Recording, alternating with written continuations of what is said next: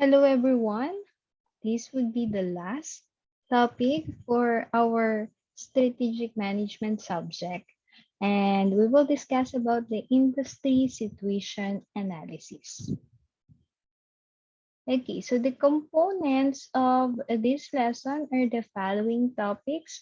First is the need for industry situation analysis, the strategic group, competitor analysis, and the types of industry situations. We also have the following objectives we will discuss.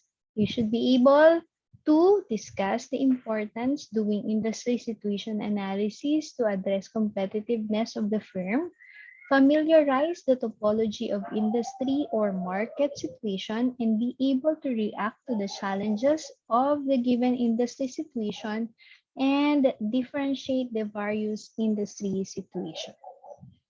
Okay, so let's start with the first topic, which is about the need for situation analysis.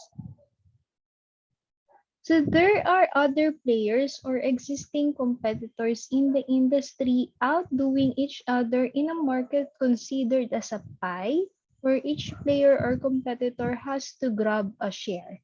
So, alam naman natin. So, kung gusto natin na mag-start o magtayo ng sariling business, inaalam natin sino ba yung mga competitors natin. Meron na ba? Normally, there are a lot of existing competitors na. Diba? Pero if we are still aiming na wala or at least konti, diba? The products or the services must be unique and identifiable na sa yung products yon. So the need for industry situation analysis, it is a must that a new entrant in the industry has to find out what is prevailing in the industry the business is joining in. O kailangan alamin muna natin, di ba? So meron nga ba or wala? Kung meron, sino-sino sila? So pinag-aaralan natin sino-sino yung mga competitors natin. Kung meron naman ng existing, kunwari ikaw naman may existing business na, for existing market players, it is important to further improve its strategies or to be able to shield its market share from other competitors from within and outside the industry. Of course, hindi naman maiiwasan na if you are an existing player or may existing business na ka na merong mga bagong susulpot ng mga businesses or business owners na almost the same or kaparehas ng ino-offer mo na products or services. So there is a need for industry situation analysis. And in part of this, industry situation analysis can be addressed by the SWOT analysis na na-discuss natin previously, yung mga unang chapters ng strategic management as well as in strategic business analysis. So, importante na alam nyo kung paano gamitin si SWOT analysis. That is the best way how we should analyze yung environments na meron na for our existing business or yung gusto natin pasukin na business. Okay? So, meron pang other techniques, di ba, na tayo napag-usapan. So, si SWOT ay isa doon. So, the context of industry situation analysis, the industry situation analysis involves seeing and analyzing the situation of the industry as a whole and situating the firm within the industry. Okay, so it concerns with assessing the industry or situation vis-a-vis the concerns of the business organization as it operates in a competitive stance, hoping to be a major player in the industry. Siyempre, gusto naman natin na marami tayong makuhang customers. No? So, kung meron tayong mga competitors na existing, malamang sa malamang is naghahati kayo sa mga customers. Example, dito sa atin, ano ba maraming pare-parehas na negosyo. In terms of food, there are a lot of milk tea shops. Diba? So, most probably, lahat tayo minum ng milk tea. kung saan may favorite place tayo. Pero pag tumaas yung price, we tend to buy syempre sa mas mura. So, marami tayong options. So, lahat sila naghahati sa iisang target customers. Okay? So, kailangan alam ng mga business owners na yan, ng management, kung nasaan silang strategic group. Okay? So the strategic group. The industry situation analysis should lead to a realization as to which subgroup or strategic group within the industry the new entrant should be involved in. So dapat alam nyo nasaan ang strategic group, saan kabilang yung business mo at sino-sino yung mga competitors mo. So the business should be able to tailor fit its direction or strategy within the strategic group and may even result at finding a market niche which it can focus on serving on. So hinahanap natin kung saan tayo dapat mag-focus. So knowing the strategic group, knowing your competitors will lead you to analyzing or studying the subgroupings on the subgroups or subsectors. So, napaka-relevant lang ay na kailangan alam mo ano yung strategic group, ma-analyze mo kung saan ka belong. Bakit? Because the group would indicate which subgroup the business belongs and hence the kind of strategy to be developed in focus on strategic sector. So, ito yung mga pag-uusapan natin, yung mga kind of this, industry situations and then ano yung mga strategies na pwedeng gawin. Okay? So, competitors analysis. Kailangan alam natin anong strategic group. So, we have an example here, the strategic group in personal computer industry. And knowing sino-sino yung mga kalaban mo or players in the industry, as you can see, meron tayong Apple, Dell, and other players. So dito, tinitingnan natin sino yung nagpo-produce ng quality products, sino naman yung nagdi-deliver na and nagko-customize na mabilis. Customization and speed of delivery. So with this diagram, as we all know, si Apple offer a high quality product. While si Dell naman, si Gateway, ang nanguna naman sa customization and speed of delivery. So if papasok tayo in this kind of industry, saan tayo pupwesto? Diba? So basically, ang target ng lahat ng customers is to outdo all these competitors or all the players, diba? So gusto mo na dun ka sa taas. Okay, so competitors analysis, this is an industry situation analysis concerns with the industry at large and doing necessary lead to competitor analysis. So paano natin gagawin yan? We have here the analysis of competition among the major players in the industry or market should address the following concerns. So, first, dapat maintindihan natin ano yung strategies. Ano yung ginagawang strategies ng mga competitors natin. Okay? Siyempre, kailangan alam natin kung ano yung mga magiging actions nila or ano yung mga ginagawa nila. Watch their actions. The third one is evaluate their vulnerability to driving forces and competitive pressures, size up their resource strengths and weaknesses and their capabilities, and try to anticipate rivals' next moves. So kung tayo or internal, we do the SWOT analysis to assess the organizations itself kung saan tayo kabilang. The same way, we also analyzing the strength, the weaknesses, the opportunities of other organizations na kaparehas natin, yung mga key players or yung mga competitors natin. Okay? So, kailangan alam din natin para alam mo kung ano dapat din yung strategies na gagawin mo. The same way, ano rin yung ginagawa nila. Okay? Taking the viewpoint of a competitor, business analyst should identify specific strategies and strategic objectives of the key players in the market, kagaya po nito. So, yan. Kailangan makategorize yung objectives and the strategies of competitors. Ginagawa to ng mga organization. So we have here the competitive scope, strategic intent, market share objective, competitive position, strategic posture, and the competitive strategy. So syempre sa scope, local, regional, national, multi-country, and global. Sa local, syempre ang strategic intent natin is to be dominant leader. Diba? Ikaw yung manguna.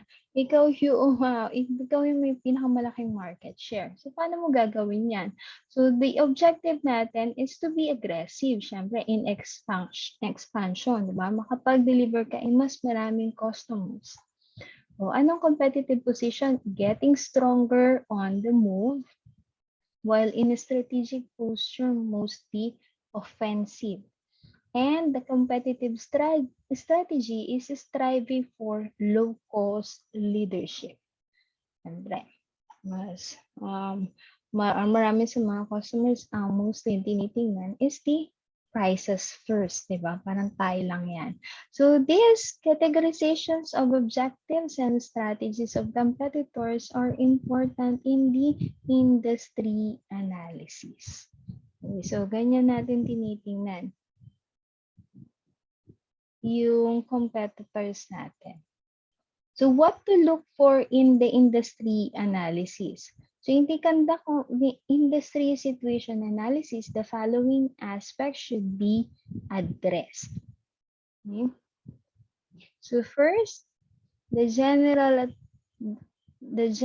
track record of the industry, market size and growth rate, scope of competitive rivalry, number of competitors and the relative sizes, prevalence of backwards or forwards integration, entry and exit barriers, nature and pace of technological changes, product and customer characteristics, scale economies and experience curve effects, capacity utilization and resource requirements, industry profitability, technological developments in the industry, product substitutes in the industry, market shares of the players in the industry, and lastly, market controls and regulations affecting the industries. So basic to doing industry situation analysis is doing desk research and legworks to search for relevant data or information that would form part of the industry analysis. So basically, itong mga lista dito yung ating kinukuha para ma-address natin yung industry situation analysis. So, syempre, kasama dyan is to know the types of industry situations. In addressing industry situation analysis, the effort leads to identifying and characterizing various industry situations largely influenced by the nature of a product life cycle and a variety of theories and principles. Okay? So, ito, yung product life cycle natin, siyempre kasama dyan yung new or emerging, the maturity, the declining stage, and stagnant. Okay? So, but included din sa pag-uusapan natin, siyempre yung mga high velocity, the fragmented industry leaders, and runner-up. So the variety of factors prevailing in the industry and to environment at large rebounds to industry categories, groups or type, which may be either new or emerging, high velocity, mature, declining, stagnant, fragmented, industry leaders, and runner-ups. So all these types of industry situations ang next na pag-uusapan natin as well as the strategies. So paano nakaka-characterize, paano natin ma-differentiates itong mga industry situations na to from each other as well as ano yung strategies na pwede natin gawin. Okay, so let's start with the first one, which is the new or emerging industry.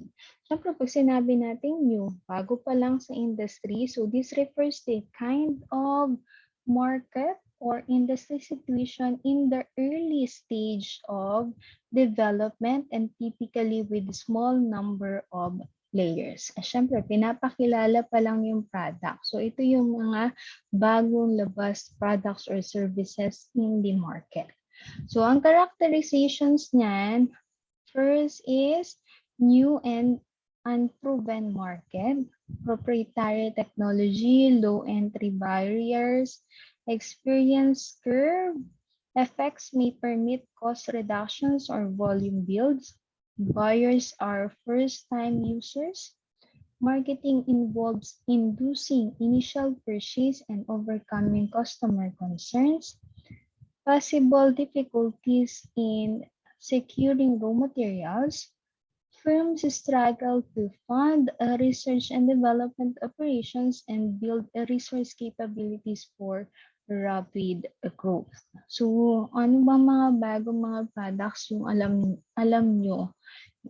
But karamihan ngayon ng mga napoproduce ng mga products na nakikilala sa market o yung alam natin na kakagatin ng mga customers are mostly from the software and technology industry. Okay? So, alam nyo na ba yung carless cars? Driverless cars? Carless. The driverless cars. Yan. So, meron nang na-release na driverless cars. Pero, so, isa yan sa categorizations as new or emerging industry. Ang tanong is, meron nga bang mag-avail or kailan siya magbo-boom? Diba? Or kaya yung mga lab-grown meat, yung sagot dun sa mga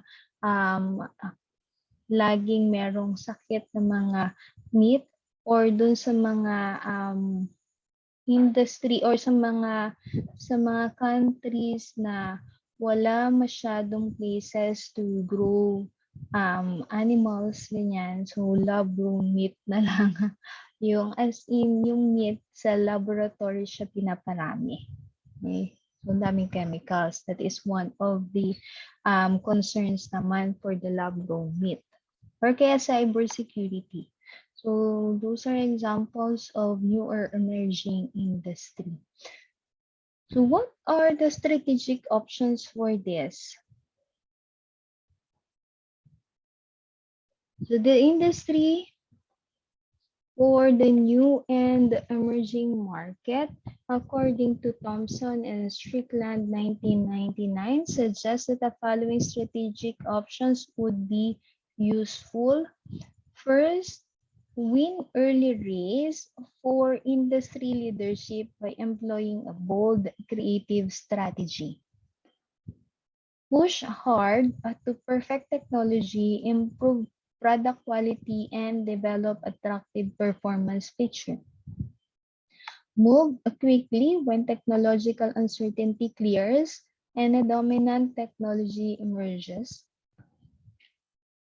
Form strategic alliances with the key suppliers and companies having the latest technological expertise, or capture potential first mover advantages, pursue new customers and users' applications, entry into geographical areas, focus advertising emphasis on increasing frequency of use and creating brand loyalty, and lastly, use price cuts to attract price and sensitive buyers. So, ito yung mga pwedeng maging strategies ng new, yung mga products na nasa or mga industries na nasa bago, new and emerging. Ayan.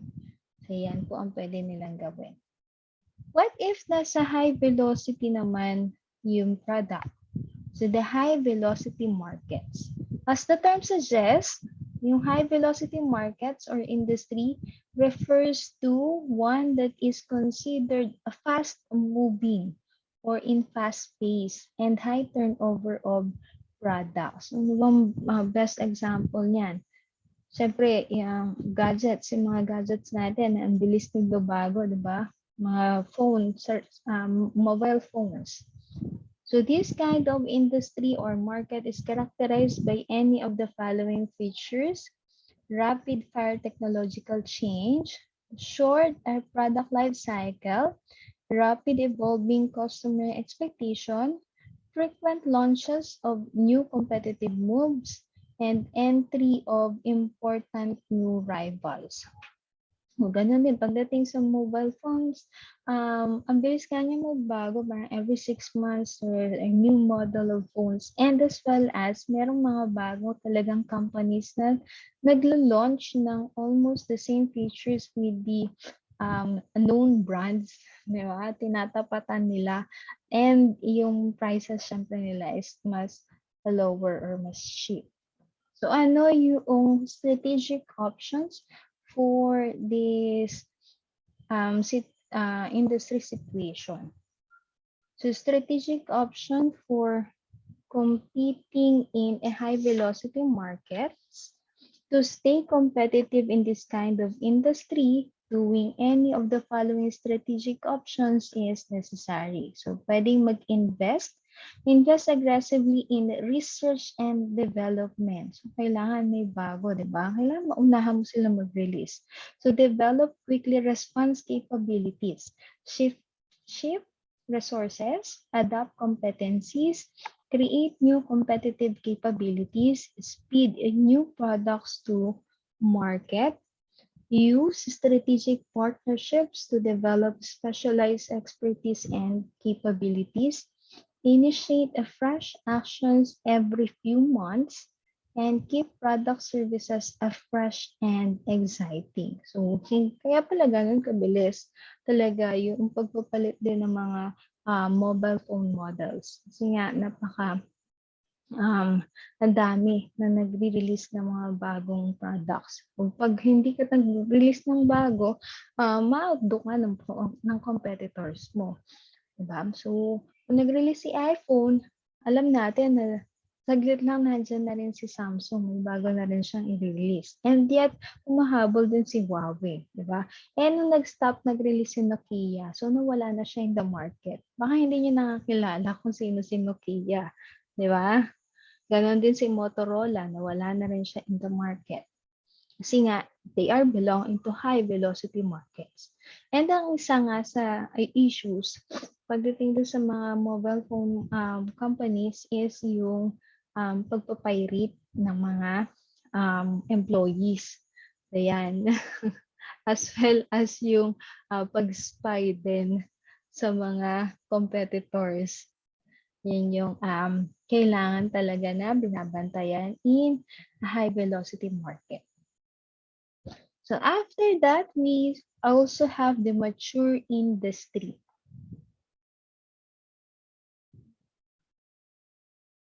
A mature industry or market is one that has passed its high growth stage and slowly leading to its peak. Okay, so eto, kapag maturity na, alam natin na ang sunod na dyan is magde-decline na si industry. So the industry of market considered to be mature kapag ito yung mga characteristics niya.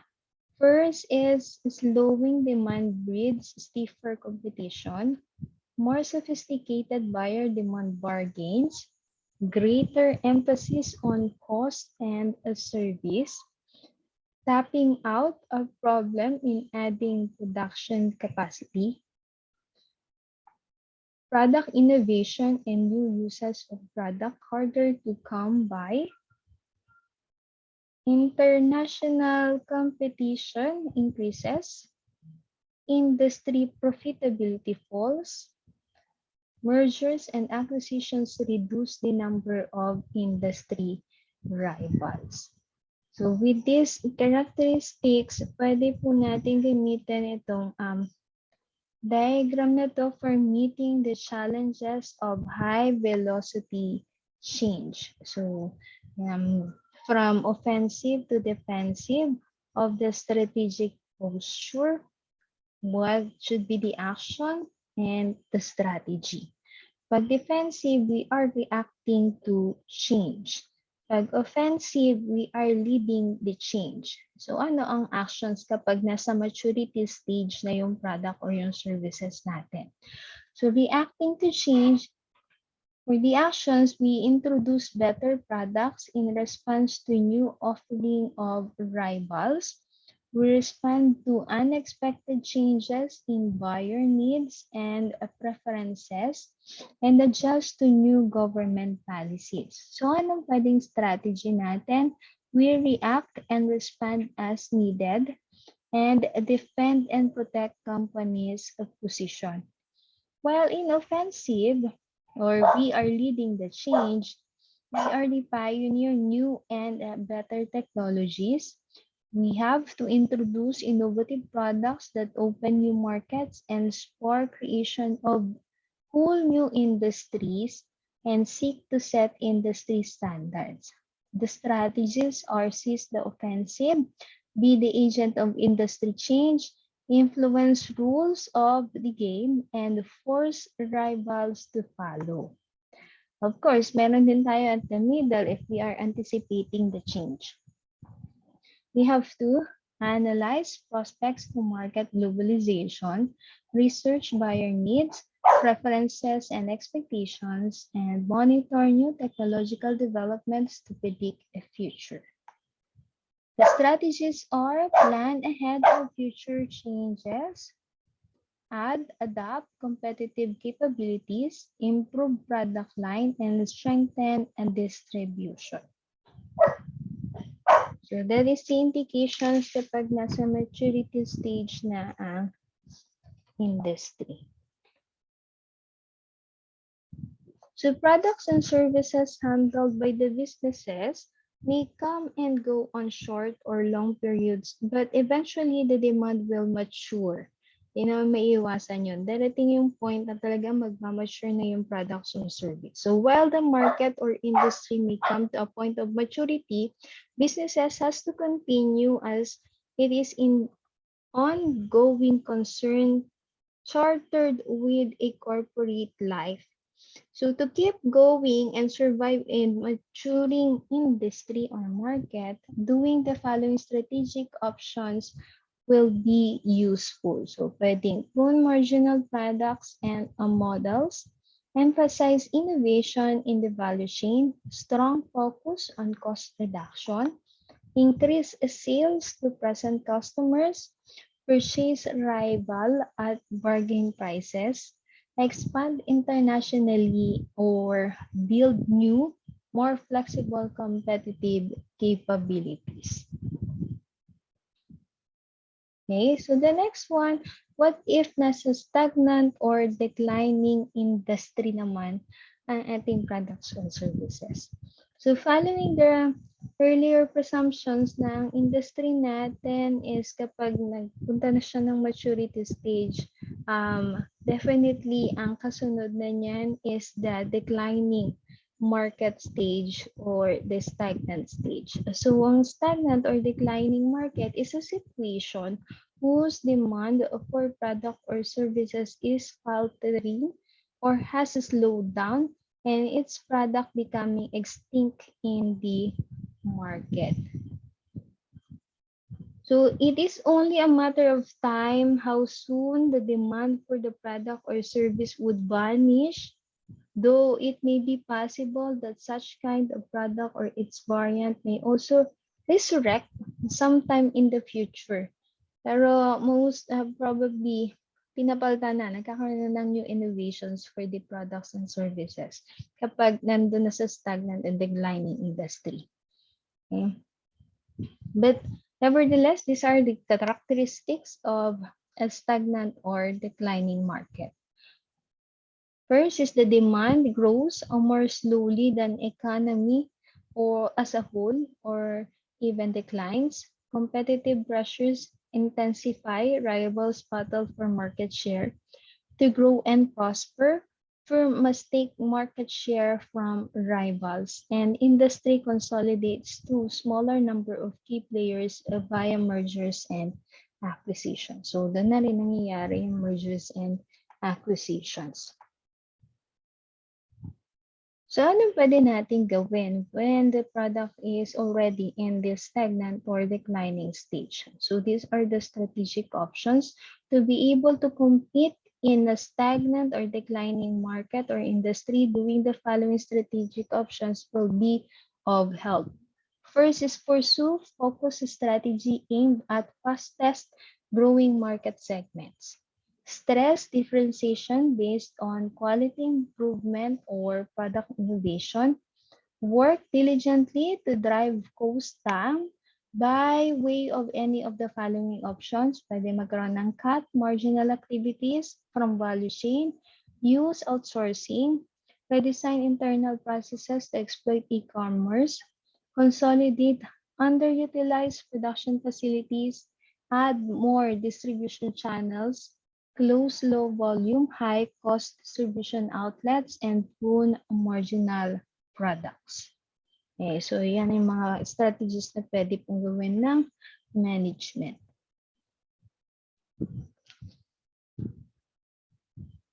The next one is the fragmented industry. So while in many instances, there may be a clear role for some of the players in the particular industry, it may not be a reality in some other industry. Hence, ang tawag dito is yung fragmented industry or market.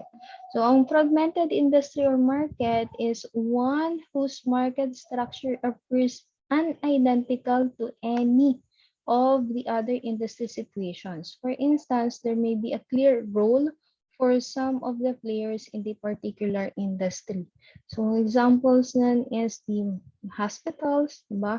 Or kaya mga electric companies natin. So those are fragmented industry. So a fragmented industry or market is characterized by the following. So there is an absence of market leaders with a large market shares.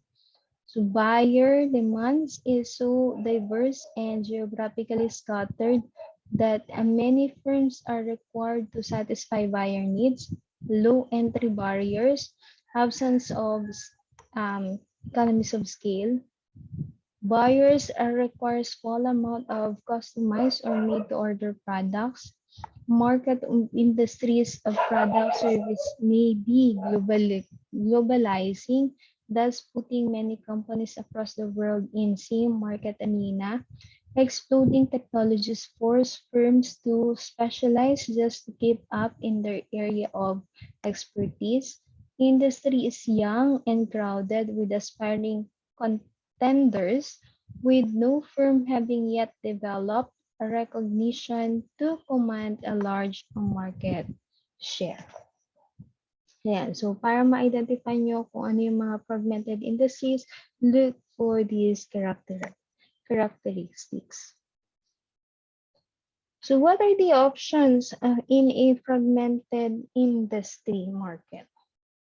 So the fact that the fragmented market or industry is largely characterized by the absence of a market leader, ibig sabihin, yung challenge and opportunity for dominance is up for grabs, diba? Wala kasi talagang market leader.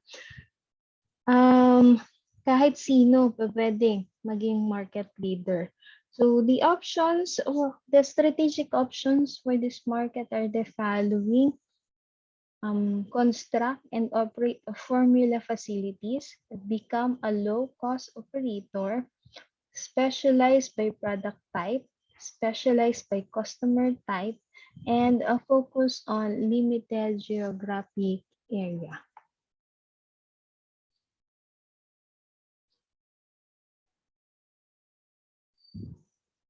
Okay, the process of doing industry situation or market analysis is necessarily or eventually leads to knowing who's who in the industry. So, sino nga ba doon sa mga industry or market ang nasaan ka. So, hinahanap mo kung nasaan ka. So, we have two types of the market players in the industry. So, pwedeng industry leaders or the runner-ups. So, yan yung dalawang general classifications ng market players in the industry. So, yung mga nasa industry leaders, syempre sila yung nag-dictate ng products or services. So, they are considered as the industry leader. Pag yung runner-ups naman, syempre, sila yung sumusunod lang sa market leaders. So, pwedeng ang categorizations dito is in terms of the gross sales, income, or profit level, or di kaya yung market share. Or pwede namang combinations of those. So, tingnan natin when it comes to the industry leaders.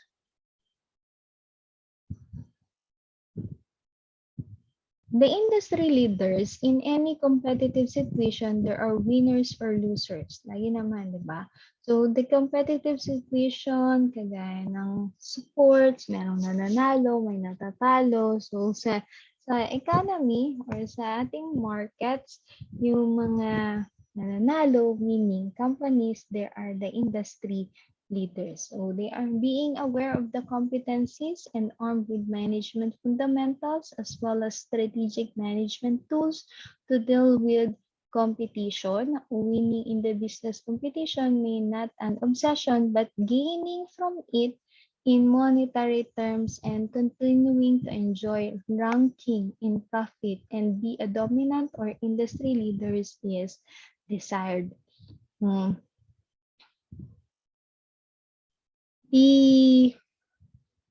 The business organizations considered in this category, sinasabi natin na kasama siya sa industry leader kapag itong mga characteristics na to ay kabilang sa kanya. First is stronger than average to powerful position, well-known reputation, and employs proven strategies. So this is a 2020 data from the how much that net. So as you can see sa 2020 data, ang nangunguna dyan is the Apple company with 1.9 trillion. The next one is actually the same, I think, si Microsoft and the Amazon. But I think the another company na emerging super fast is the Netflix, diba? So, hindi naman siya tagal na ng mga companies na nakita natin dito, but yun, humahabol siya. I think sa 2021 is kabilang siya sa top 10. I think siya yung top 1 fastest growing company, the Netflix. Okay. So, ano ang strategic options natin for strategy is industry leaders?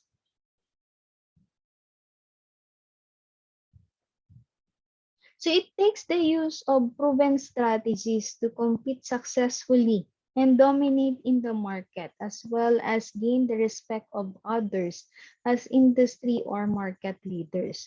So this situation exerts a lot of pressures to maintain industry leaders and keep it going for as long as it can. Diba? Parang si Netflix, napakadami na nilagpasan ng mga dati na nag-offer nun, pero bakit si Netflix na lang ba ang pumatok? Diba? Yung IBDM, napakatagal-tagal na, pero nawala na siya. Nakalimutan na meron pala nun. So, stay on the offensive. Ito yung mga strategies for the industry leaders. We have to stay on the offensive strategy and fortify and defend the strategy and do muscle flexing strategy. Ito yung dapat nilang gawin. So, the stay on the offensive strategy, this attitude means that the business organization must continuously pursue offensive strategies, always conscious of the fact that as industry leader, its status must be protected and made motivator and rallying point to continue its competitive position. So specifically, ito yung mga options na pwedeng gawin. First is be a first mover leading industry change. Best defense is a good defense. Relentlessly pursue continuous improvement and innovation. Force rivals to scramble to keep up. Launch initiatives to keep rivals off balance. Grow faster than industry, taking market share from rivals. Diba? So the next strategy is fortify and defend the strategy. Fortifying and defending the industry leadership position of the firm relates to sealing off areas or cracks that may invite other competitors to attack or challenge the company. So kapag nakakita ng weakness sa'yo si company, definitely gagamitin niya yan against you. Diba? So kapag nakita mo na kung ano yung weakness mo and then ikaw mismo yung ginagawan mo ng strategy, how? Paano mo aayusin yung weaknesses na meron ka? So, it made it harder for the new firms to enter, syempre, kung alam mo na agad kung paano mo i-defend yung sarili mo. Hold into present market share and strengthen current market position. So these objectives can be met by way of the following moves. So increase advertising and research and development, provide high levels of customer service, introduce more brands to match attributes of rivals, add personalized services to boost buyer loyalty, keep prices reasonable and quality attractive, build new capacity ahead of market demand, invest enough to remain cost competitive, patent feasible at alternative technologies, and sign exclusive contracts with best suppliers and distributors. And another strategic option is to do muscle flexing strategy. Yeah. Industry or market leaders are typically large business organizations or small to medium-sized firm belonging to a conglomerate. As such, the firm has the relative advantage to exert pressure upon others or the industry as a whole, and at the same point in time may even intimidate or harass its competitors.